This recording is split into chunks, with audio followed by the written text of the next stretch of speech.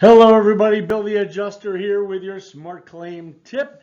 And someone had asked me the other day, they said, well, I can't even afford to pay my deductible. That's why I don't file an insurance claim. And I thought, what an interesting thought, because I hadn't thought that way. So let me explain it to you and I'll go over that. So obviously with this crazy year of COVID and unemployment rates and things like that, it's very possible that you're broke. It's very possible that you don't have enough money, and an insurance deductible on top of that may be an absolute nightmare. So let me at least tell you how it works.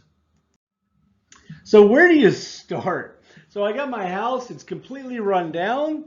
What do I do? Do I file a claim? Do I have two claims? Do I have three claims? I certainly don't have money to file that claim and pay a deductible for each occurrence.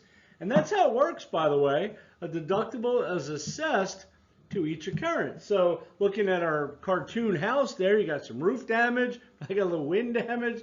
Obviously, that's not a typical house, but what you would do first is identify the damage that would be being claimed. So most likely it's either a wind event, a hail event. Texas, it's most likely a frozen pipe event. And on the whole East Coast corridor, it's most likely thawing of ice and snow with some water damage inside the house. So you would identify your claim, and then you would take a look and say, wow, I have $1,000 deductible. How does that work? And the way a deductible actually works is the amount of money a claim is worth. Your insurance company doesn't start to pay till basically $1 over the deductible. So if the damage was estimated at $2,500, the insurance company would just issue a payment for $1,500. Your portion of that was the $1,000 that you're responsible for, but you don't actually have to pay it, meaning it just gets subtracted. You're kind of responsible for it. There was $2,500 in damage. The insurance company agrees to that. Their portion that they owe is the $1,500. Now, as claims get larger, $10,000, $20,000, $30,000, you can see how the $1,000 becomes relatively insignificant as far as the value of the claim. So when you file an insurance claim, they will make a payment for an amount that exceeds the deductible, but you actually don't pay it. Hopefully that makes sense. So here's the cool little secret. You actually don't ever pay it.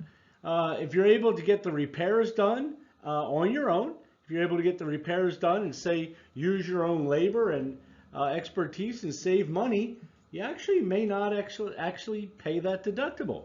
There are ways in the policy as well where the deductible does not apply.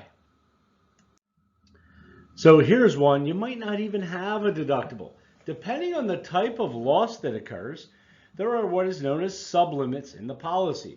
Those sublimits are often applied to debris removal. Say a tree lands on your house and the landscapers have to cut away the trees and remove them from your property. A portion of that may actually not be covered under the policy, but any part of that not covered under the policy comes off your deductible.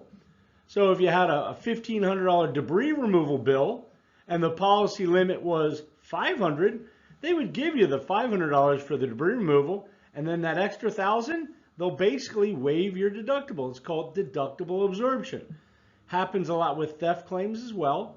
When jewelry is stolen, there's often a relatively low limit, and anything over the limit, meaning let's say there was $1,500 worth of coverage on the jewelry and you lost $2,500 worth of jewelry, they would actually still pay the full $1,500, and that additional $1,000 would have came off your $1,000 deductible. Hopefully that helps. I know it's a little confusing, but there's ways not to have a deductible where you actually exceed a coverage limit and then actually you don't pay it because it's just amount subtracted from the check that they issued. On larger claims, it becomes considerably insignificant. Hopefully that helps, and maybe you'll consider filing a claim even if you're broke as well. Hopefully that helps. I'm Bill the Adjuster. So thank you, and if you like what you heard, please share our video.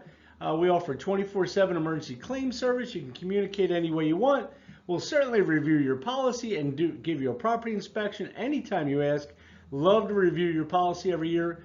Listen, if you're invited on this call or shown this tip by a Metro claim representative, contact them with any questions.